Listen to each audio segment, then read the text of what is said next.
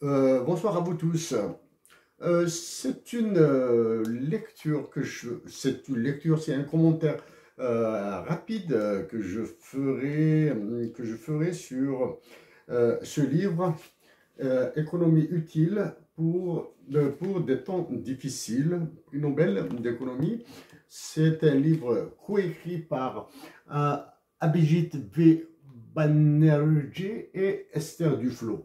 Je le fais vraiment avec un plaisir. Ça, c'est la première, parce que j'adore la lecture.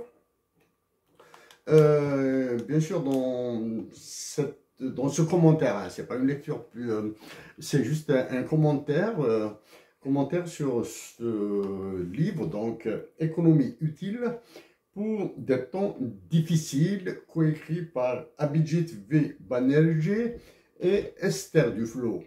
Pourquoi je le fais? Ça me rappelle un agréable souvenir quand même, qui remonte à 2018. Je vais mélanger entre l'anglais et le français. Donc, it's a quick comment about this book written by both Abhijit V. Banerjee and Esther Duflo, Économie utile pour des temps difficiles. Nice economy, quiet economy for hard times. I will check out if there is the original title. Yeah, good economics for hard times. In its English version. First of all, my congratulations to the winners of the Nobel Prize of Economics in 2019. So my congratulations to Abhijit V. Banerjee and Esther Duflo. Donc mes félicitations pour les lauréats du prix Nobel d'économie de 2019, que sont Abhijit V. Banerjee et Esther Duflo. C'est en 2018, donc ici c'est pour Esther Duflo, hein. Esther Duflo en particulier, bien sûr à son mari, à toutes les personnes qui vont voir ça. C'est en 2018 que j'ai dit, hop, ce sont toutes les problématiques économiques. C'est en 2018, dans cette intervention vidéo,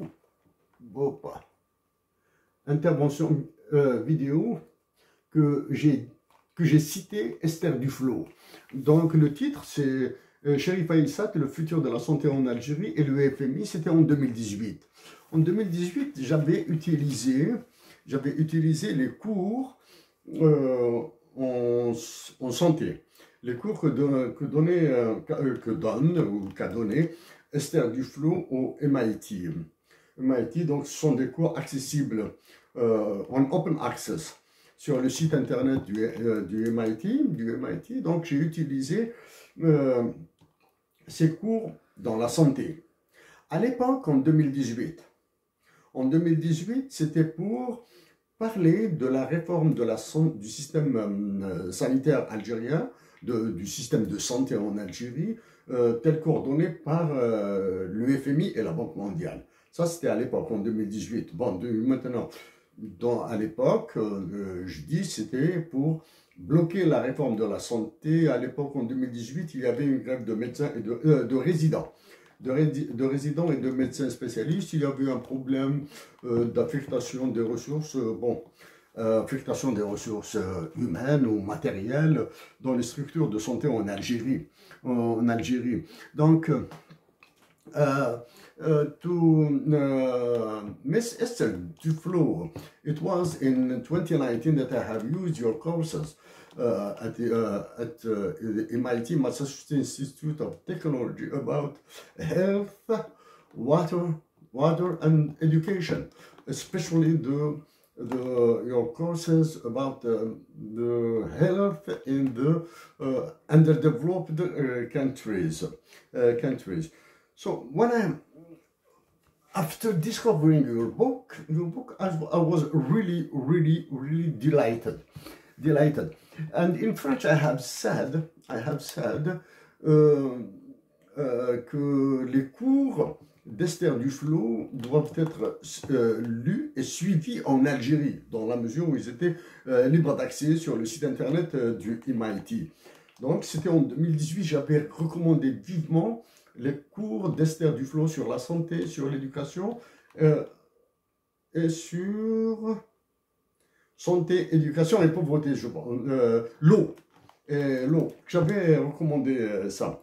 Donc aujourd'hui, bon, donc c'est vraiment un plaisir pour moi de faire de dire, du moins c'est pas un commentaire, hein, c'est plus ce que je pense de ce livre Économie utile pour des temps difficiles.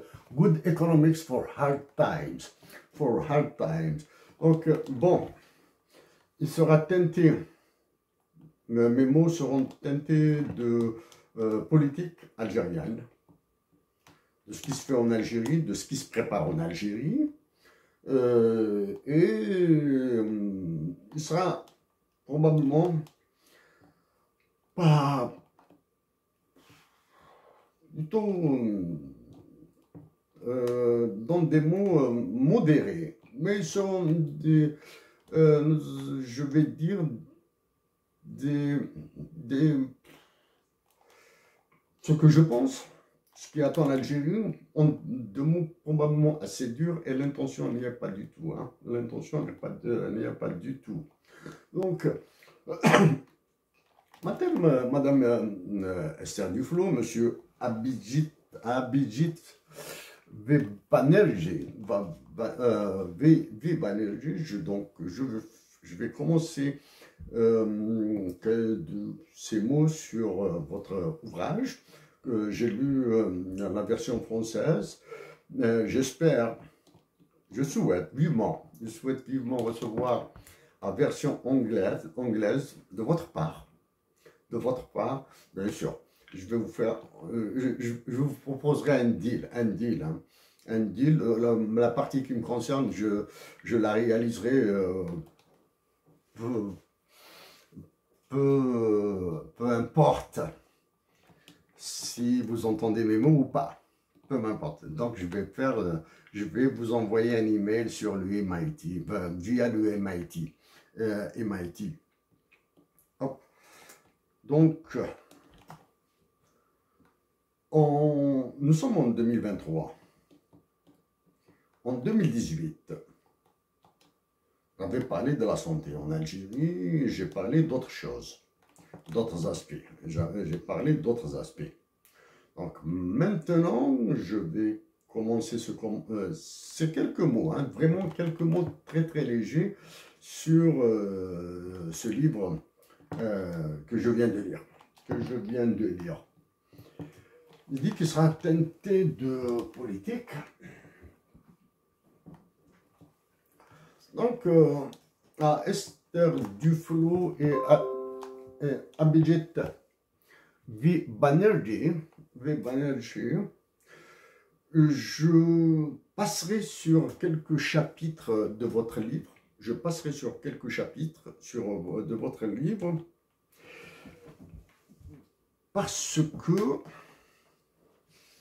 ce sont des chapitres qui intéresseront beaucoup, énormément, un de mes intimes qui est actuellement en prison en Algérie, Ersan El Qadri.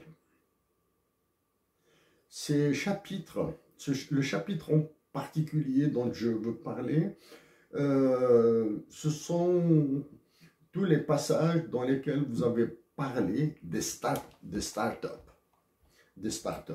Ça, c'est un sujet qu'appréciait beaucoup, qu'aimait particulièrement Ersan. Ersan El Qadri, journaliste, militant algérien.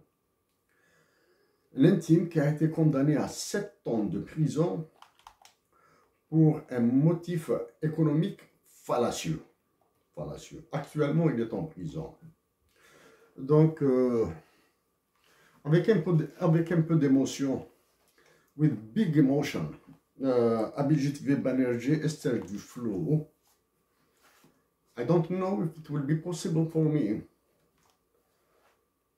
to offer this book, the French edition of your book, to my brother Ihsan Al-Khadi. He is in jail.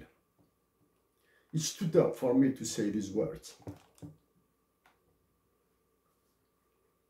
I want to offer him this book when he will become free.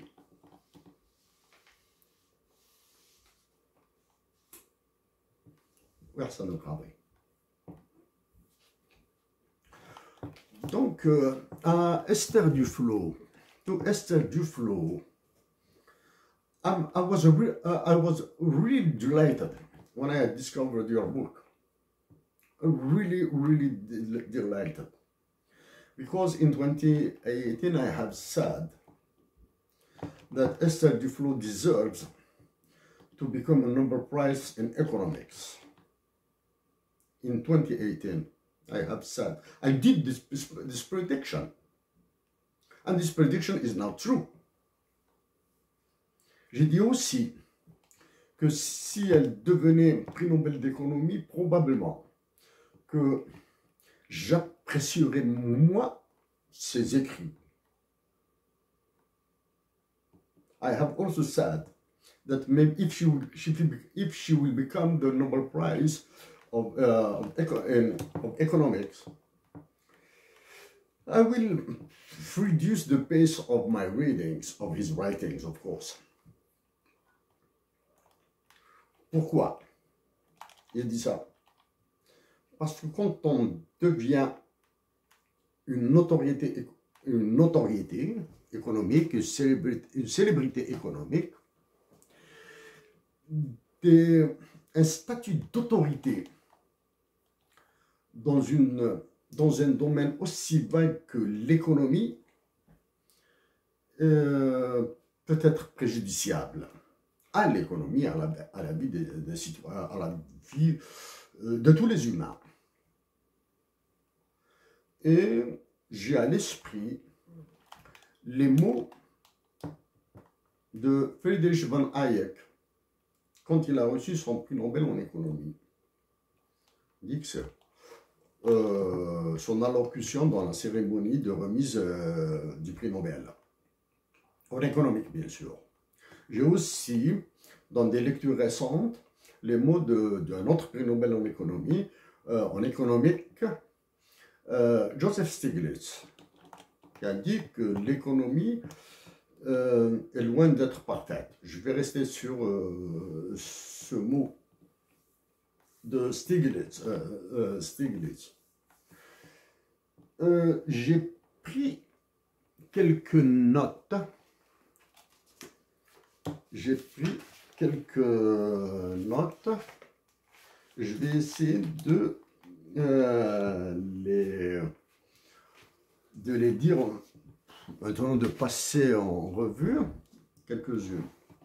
Esther Duflo and Abhijit Banerjee, you have dealt with the preferences in your book.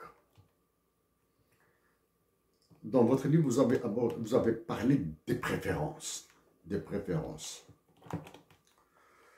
Dans un livre palpitant,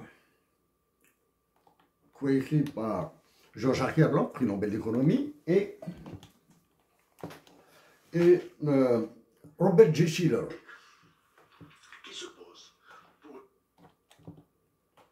Robert J. Schiller, Fishing for Fools, The Economics of Manipulation. Ça, c'est un livre coécrit par Jean-Jacques Herland et Robert J. Schiller.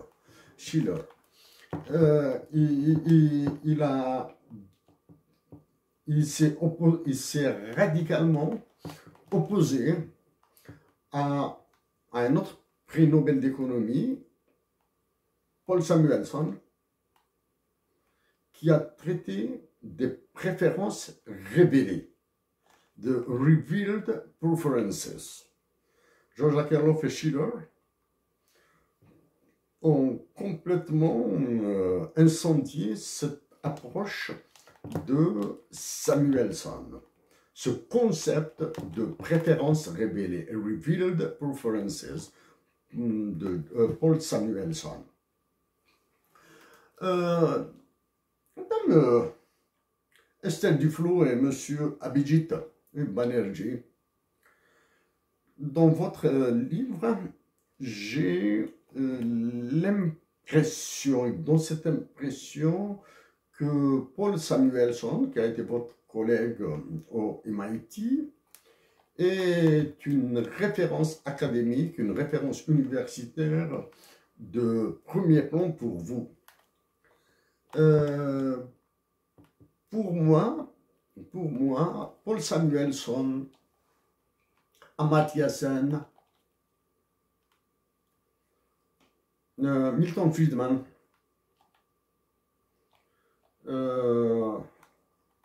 et d'autres, il y a d'autres. Ce sont des prix Nobel d'économie que j'aime, en économique, que j'aime lire beaucoup. Voilà. De Paul Samuelson, Amartya Sen et Milton Friedman, et il y en a d'autres, que j'aime lire énormément pour les détester cordialement un peu plus. Dans votre livre, donc dans ce livre-là, vous avez parlé de Paul Samuelson et de son fameux théorème, dit théorème de Samuelson et Stolper, qui est venu en correction, en ajustement, probablement en dénégation complète du théorème Olin et Heckscher. Olin et Heckscher, d'autres prix Nobel d'économie. Prix Nobel d'économie, et vous avez précisé dans votre livre que au triste sort de Samuelson et de Stolper, son théorème ne fonctionne pas. C'est-à-dire, soumis au test empirique de l'économie positive, son théorème, les résultats de son théorème sont peu soignés. Ce que j'ai vraiment apprécié dans votre livre, dans ce livre, c'est la présence de vos familles respectives, de la famille d'Esther Duflo ou de la famille de Abhijit Banerjee. La présence des familles. À vous deux respectés économistes, je vous dis que moi aussi, ma famille est très importante dans ma vie. Malheureusement, les conditions actuelles de l'Algérie font qu'il m'est impossible d'aller lui rendre visite. Cette douleur est encore plus dure quand je repense à cet ange qui a fait de moi ce que je suis, qui a fait de moi ce que je fais actuellement. C'est grâce à cet ange, affectueusement surnommé jar, une jarre, a jar in English, a jar, earthenware jar. In English, c'est elle. C'est une compatriote d'Algérie, de Tizi Ouzou, son village s'appelle Ouagnoun. En plus d'être un amour d'exception pour moi, en plus d'être un amour d'exception pour moi, c'est une femme dont l'humanité, au sujet de laquelle l'humanité risque d'entendre, en bien sûr. Donc c'est Jade Kabylie, spécialiste dans un domaine de la mathématique plus proche de la logique floue que d'autres choses, là, faisait logique. Ce bijou, c'est un diamant, hein? C'est un diamant. She is a diamond. Will become, has the abilities, has the means, she has the means to become a very well known in the world, of course, to become a very known person, a famous person in her domain, which is near the fuzzy logic. The fuzzy logic. She is a marvel. I will do it. I'm doing this command with thinking about her a lot. And, oh, Estelle Duflo, vous avez dit dans votre livre que vous aimez beaucoup de personnes. Abhijit aussi, moi aussi j'aime beaucoup de personnes. Beaucoup de personnes. J'aime des personnes. En tête desquelles il y a ma mère, ma famille bien sûr, et cette femme. Bon. Oh. Le premier point que j'ai envie de dire à propos de votre livre, il m'a agréablement impressionné. Il m'a impressionné. C'est un livre qui impressionne parce qu'il a abordé énormément de sujets. Énormément de sujets. D'ailleurs, c'est une grosse brique que j'aimerais bien lire en anglais. Maintenant que je l'ai lu en français, je voudrais bien le lire en anglais. Il y a assez longtemps, 2014, un professeur émérite en économie de l'Université de Montréal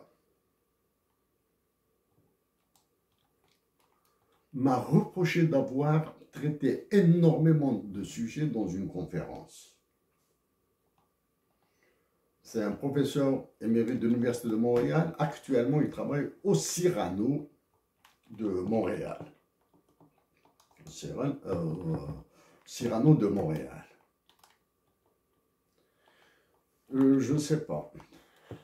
Il m'a reproché. Donc, par moments, j'ai eu des difficultés à suivre la cadence de votre livre. Hein. C'est une cadence très palpitante. C'est un rythme très soutenu. Estelle Duflo et Abhijit V. Banerjee, j'éviterai tout commentaire sur tout ce qui touche à l'environnement. Parce que c'est très dense, c'est complexe, c'est compliqué à démêler, mais je veux tout simplement vous dire que dans ce domaine, mes lectures, dans ce domaine, mes interventions sur YouTube, ou bien dans la presse, ou bien dans mes ouvrages que j'ai publiés, tant aux États-Unis qu'en France, j'ai abordé ces sujets, et j'ai commencé à les aborder depuis 2014. 2014. Dans ce domaine, je cite uniquement un seul événement. Les économistes du consensus de Copenhague, basé à Washington, ont écrit un livre En anglais, I think that the title is The 10 Biggest Problems. The 10 Biggest Problems. The title is like this.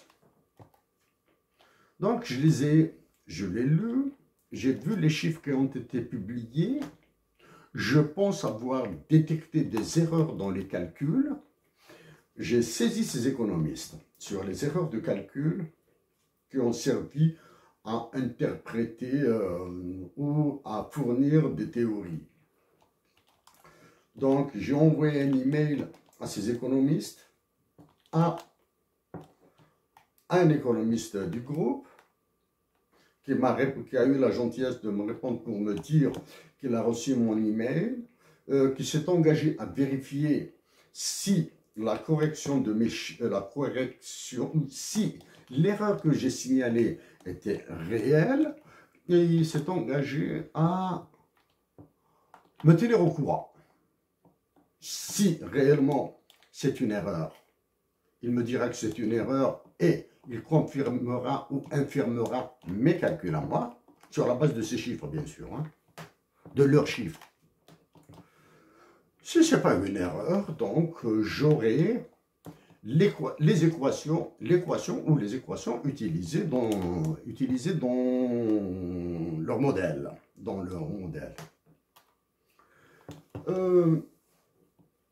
Ça, c'est le développement durable. Pour les startups, j'ai dit que c'est un chapitre, toutes les informations qui concernent les startups de la Silicon Valley Co. Je préfère laisser ça à mon frère Ersan El-Khadri, à la lecture. Probablement que je ferai, rien que pour lui, rien que pour ma joie, de lui signer un papier, pour les médias qu'il dirige, je le ferai, bien sûr. Quand je dis que je signerai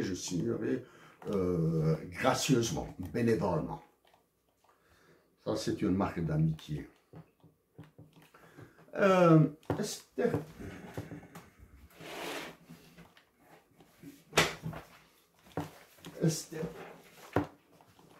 Esther Duflo,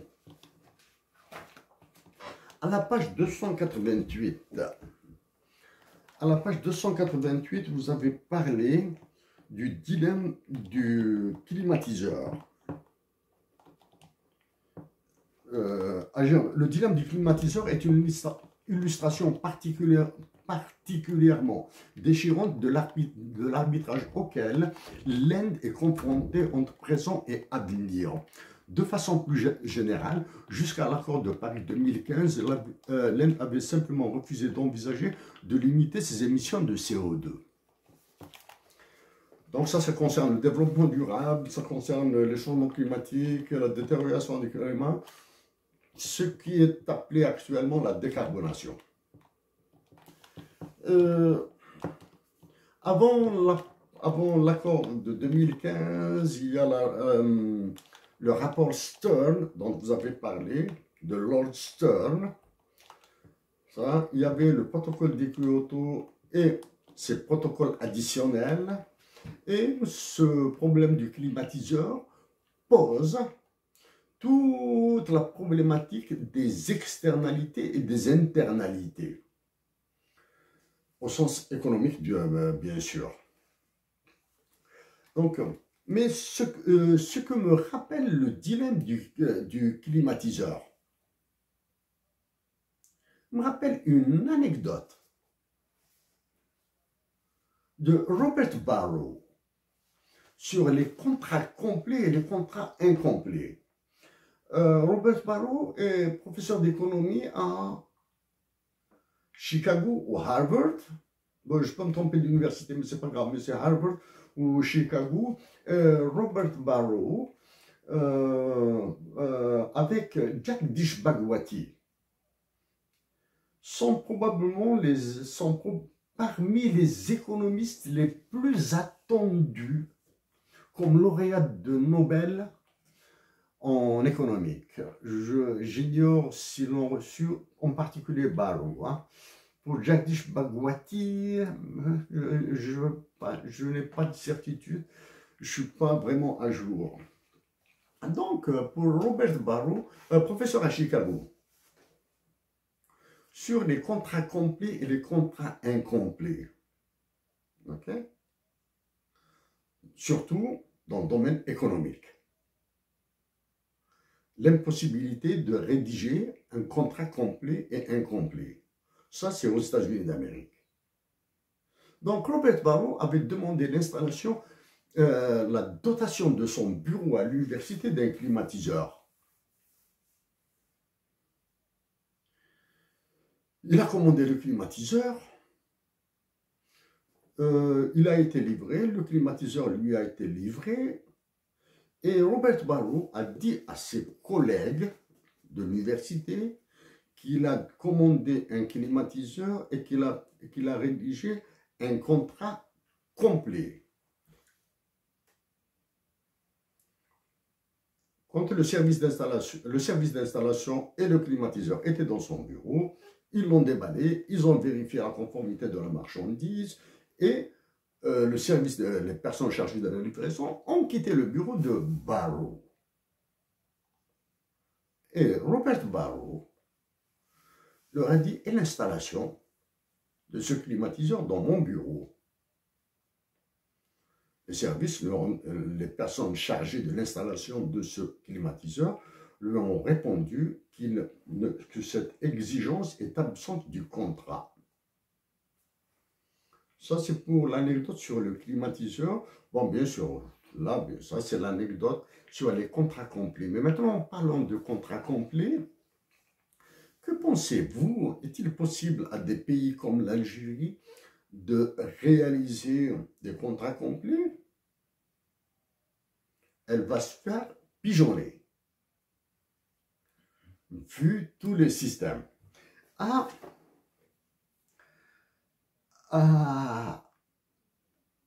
la page 235,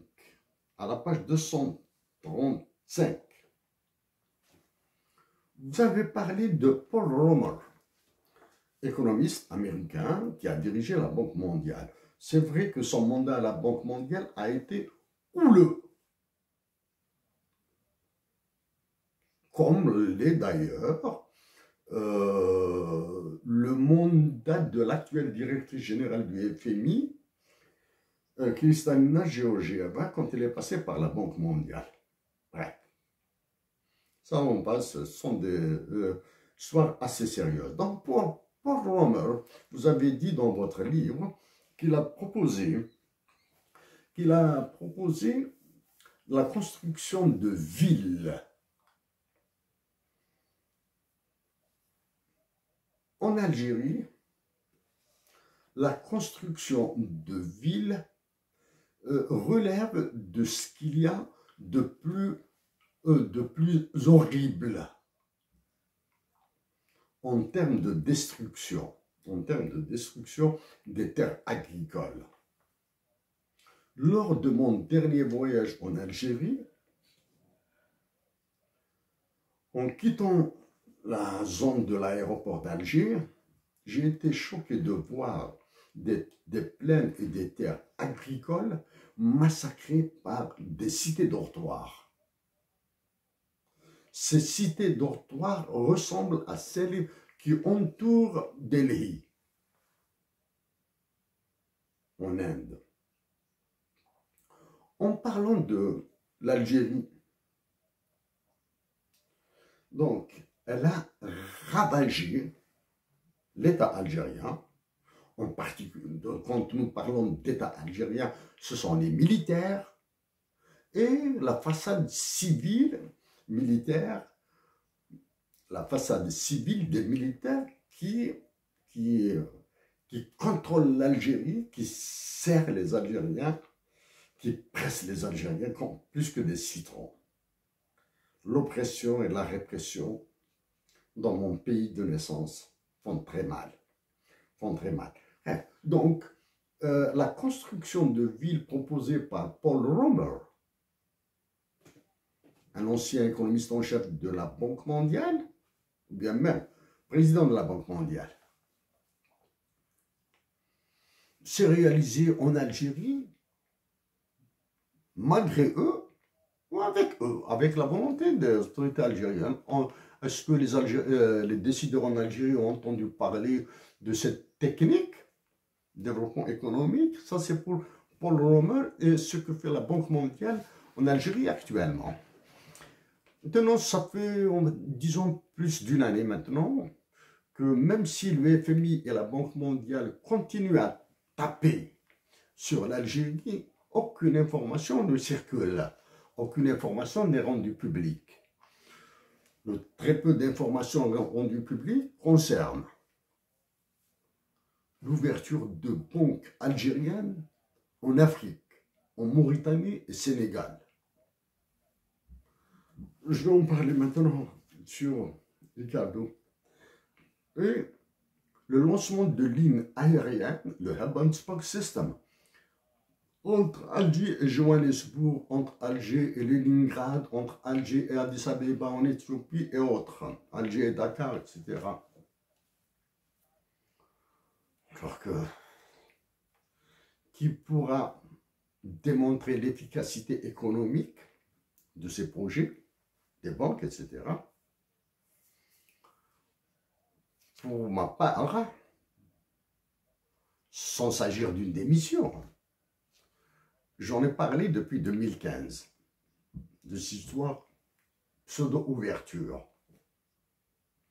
J'arrive maintenant à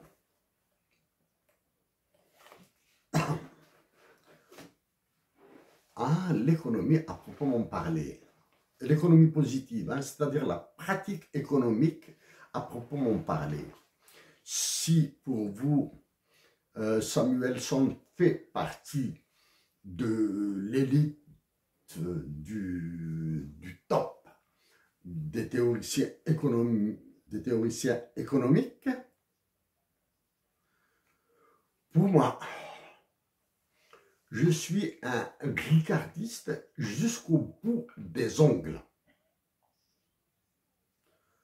David Ricardo demeurera ad vitam aeternam mon théoricien économique number one.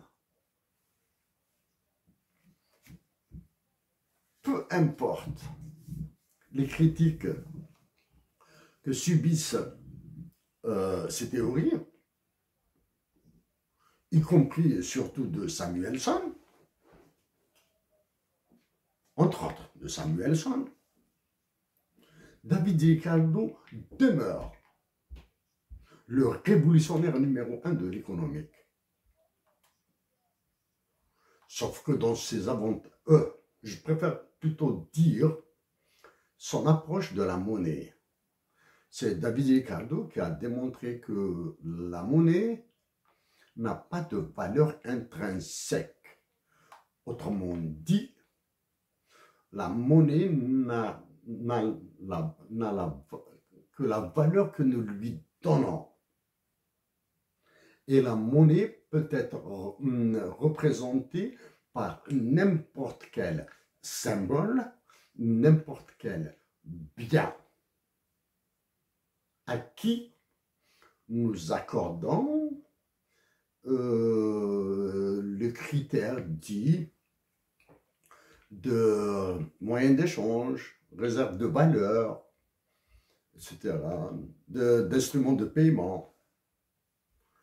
Ouais, valeur d'échange, instrument de paiement, valeur de réserve, etc.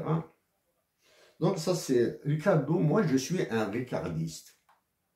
Vous avez raconté, vous avez parlé de David Ricardo dans votre livre en disant qu'il a été un élu. Oui. Si tant est cela est vrai, David Ricardo a acheté son mandat, c'est-à-dire il a payé avec de l'argent des électeurs pour voter pour lui. David Ricardo n'a jamais fait de campagne électorale. Puisque les Anglais de Grande-Bretagne. Hein.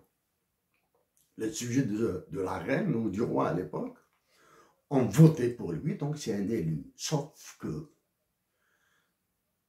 c'est Ricardo qui les a payés. L'autre qualité de Ricardo, il est généreux.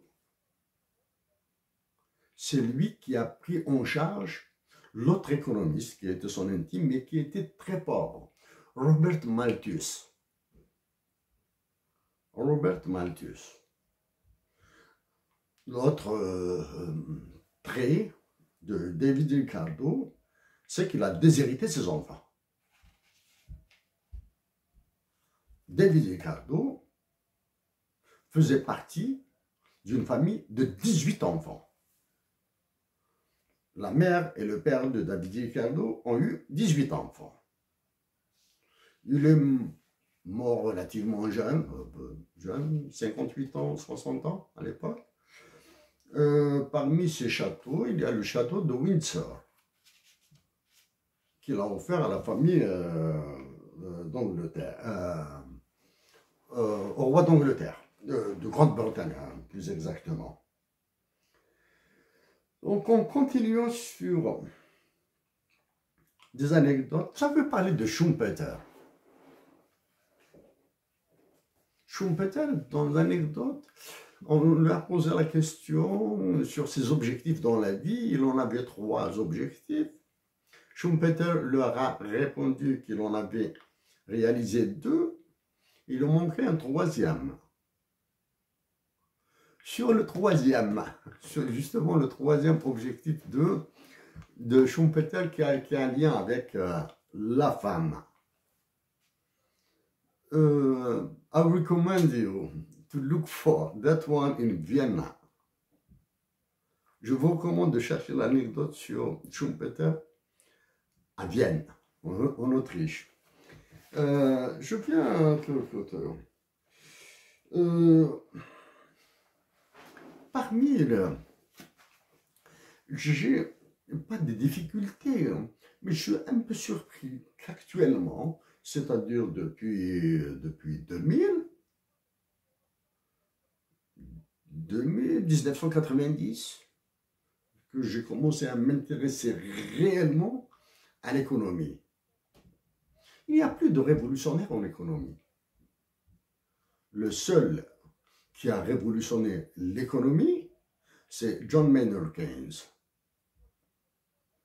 Il a révolutionné l'économie. John Maynard Keynes était un dur, en théorie, qui détestait ce marché, qu'on marche sur ses plates-bandes. C'était vraiment un dur. C'est le seul qui a résisté à Milton Friedman. Milton Friedman a regretté de l'avoir attaqué à l'agonie. Hein. Quand Milton Friedman était à la fin de sa vie, il avait regretté d'avoir été un monétariste pur et dur. Il avait regretté de s'être attaqué à John Maynard Keynes. Parmi les célèbres accrochages de Keynes, il y a celui qu'il a eu avec Knut Wicksell, mathématicien, économiste, redevenu mathématicien. Knut Wicksell était suédois. Quand Keynes a produit son traité sur la monnaie. Pardon, ça c'est Knut Wicksell qui est passé par la bagarre, qui a connu les réactions un petit peu sur les bagarres avec les autres économistes, etc. et certaines théories transportées. Knut Wicksell, son petit livre de critique a été très très intéressant. Hein. Il est quelque part ici chez mon frère. Ce sont les nounours. Les nounours, ce sont les jumeaux de mon frère. Ce sont eux qui rangent mes livres, ce sont eux qui s'occupent de tout ça. Et j'ignore où est-ce qu'ils ont tout bougé là. Ils sont Actuellement, ils sont partis au stade jouer au football. On est dimanche. Ça, c'est... Rien de... je pense que je vais arrêter, même si j'ai pas mal de notes. C'est la fatigue.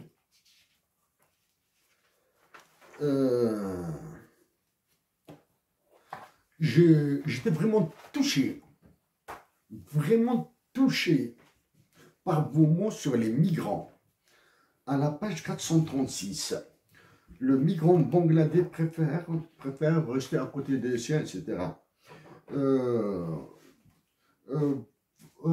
Les mots que vous avez écrits sur les enfants, sur les souffrances de certains enfants, me font penser, y compris les enfants suisses, me font penser aux enfants canadiens qui ont été torturés, aux enfants canadiens qui ont été torturés dans des établissements religieux. Vous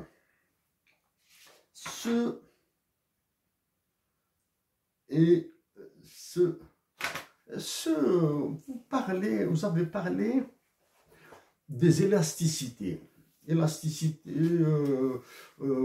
Donc en mélangeant les élasticités, contraintes budgétaires, le panier de la ménagère, voilà, etc. Moi, quand je me rappelle, enfant, donc à 7 ans, 7-8 ans, ma mère, je t'adore, ma mère a commencé à m'envoyer au marché, faire le marché. J'ai été initié au marché par mon père. Enfant, je l'accompagnais au marché, je voyais comment il achetait, mais sans rien dire. À 7-8 ans, ma mère m'envoyait faire les courses, le marché, parce que mon père travaillait à Alger. Et nous étions... nous vivions dans le village. C'est grâce à ma mère que j'ai une maîtrise excellente des élasticités. L'élasticité économique, c'est un gros morceau là. Les élasticités en microéconomie. Hein. Ce n'est pas un professeur d'économie qui m'a appris ça, c'est ma mère. Et ma mère ne sait pas écrire son nom.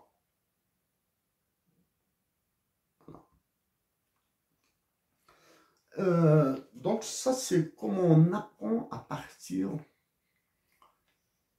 de la maison, à partir du village, à partir de la communauté locale, etc. Donc ça, c'est pour l'élasticité et le rôle de l'éducation de la femme. Je vais rester sur ma fin. Quand j'avais commencé à lire votre livre, je me disais, je suis sûr et certain que Abhijit et Duflo vont citer Esther Bosrop,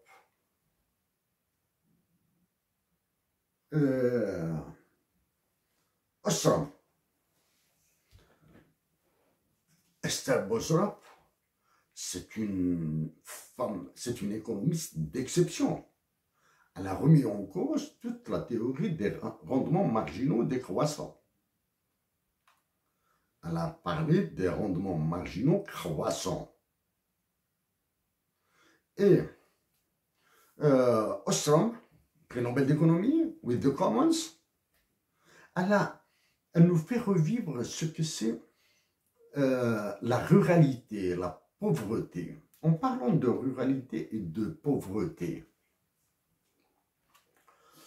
je suis triste de constater que ce sont uniquement les économistes qui parlent de pauvreté. Ce sont les pauvres qui doivent parler le plus de pauvreté. Mais les pauvres, généralement, sont dignes. Ils acceptent la douleur. Quels que soient les mots, quelles que soient les théories utilisées par un économiste, il manquera toujours toujours au moins 3 éléments dans la pauvreté d'étude. Le ressenti que ressent un pauvre. Un économiste, impossible. Il est impossible à un économiste de dire, parce que pour moi, un économiste est dans une université, est dans une grande école, est dans un grand centre de recherche. L'économiste, il est impossible à l'économiste de dire comment s'en sortir de la pauvreté sans l'avis même du pauvre. C'est un autre élément. Et la mise à l'épreuve de l'économie doit être testée chez les pauvres. Sur cet aspect, j'ai beaucoup apprécié sur ce que vous avez écrit tous les deux. Parlons toujours de la pauvreté. Nous aboutissons à tous les instruments de mesure de la pauvreté, sauf un seul. Ah.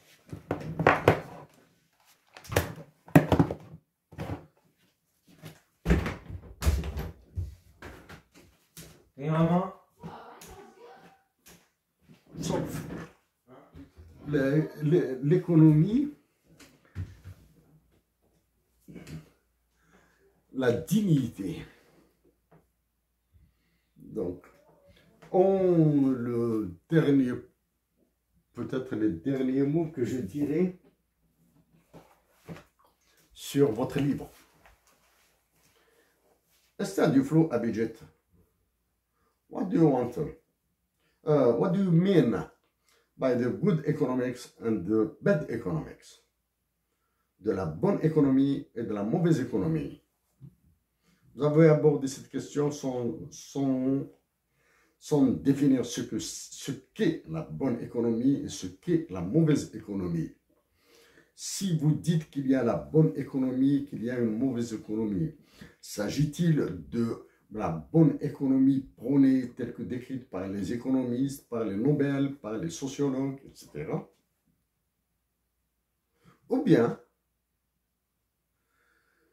les politiques économiques ordonnées par des dictatures comme en Algérie. Pour la mesure du PIB tel que défini par Simon Kuznets, on en parlait, bon, à une autre occasion, peut-être que je referai une intervention sur les PIB et tout ce qui manque dans les PIB. Pour le dernier élément, pour le dernier élément, juste pour le fun. Vous avez utilisé des descriptions, des chiffres, etc. Il a été très difficile pour moi de séparer la corrélation de la causalité. Dans votre livre, très intéressant à lire, la causalité et la corrélation sont restées floues dans ma lecture. Et j'étais un peu surpris par votre appellation, le vocable des 30 glorieuses. 30 glorieuses de 1945 à 1975, les 30 années glorieuses de la croissance économique. Si les 30 années de 1945 à 1975 ont été glorieuses en économie, c'est probablement à cause de ça. La Deuxième Guerre mondiale, John Keegan, pour permettre aux États-Unis d'Amérique de lancer le fameux plan Marshall à travers l'érection d'une banque internationale, l'IBRD, International Bank for Reconstruction and Development, la Banque internationale pour la construction et le développement. ces 30, de 1945 à 1975, ces 30 années de croissance sont les conséquences de génocide. Et dans votre livre, il manque aux différents génocides de la Deuxième Guerre mondiale, il fallait rattacher les conséquences de la Première Guerre mondiale. Sont probablement justement John Maynard Keynes qui a freiné les coûts de la réparation imposés à l'Allemagne. L'Europe et les États-Unis d'Amérique surtout n'auraient pas bénéficié de cette Trente glorieuse. Pour terminer, Esther Duflo et Abhijit Banerjee,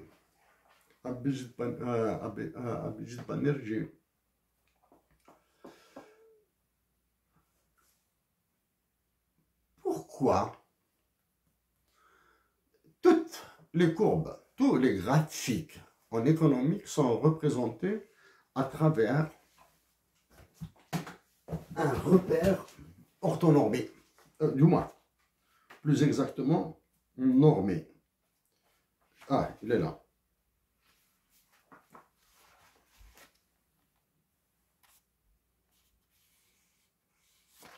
Pourquoi cet angle est droit? Cet angle droit représente-t-il la rationalité? Représente-t-il, sert-il à représenter la maximisation du profit? Ou bien, est-il difficile pour les économistes actuels d'aller vers des espaces, vers des graphiques à 3 dimensions, à 4 dimensions, avec des nombres complexes, sur des repères non orthogonaux? Ça, c'est un sujet que j'ai commencé à traiter. Mais ce que vit ma patrie m'a obligé à abandonner, du moins à mettre de côté ça. Abhijit Banerjee, Esther Duflo, thank you so much for this book. Please, would you be kind to send me the English version? I need it, and I promise to Ihsan Qadi that I will offer him this one. A copy of this one, of course. A copy of this one. And so, thank you for what you are doing for us.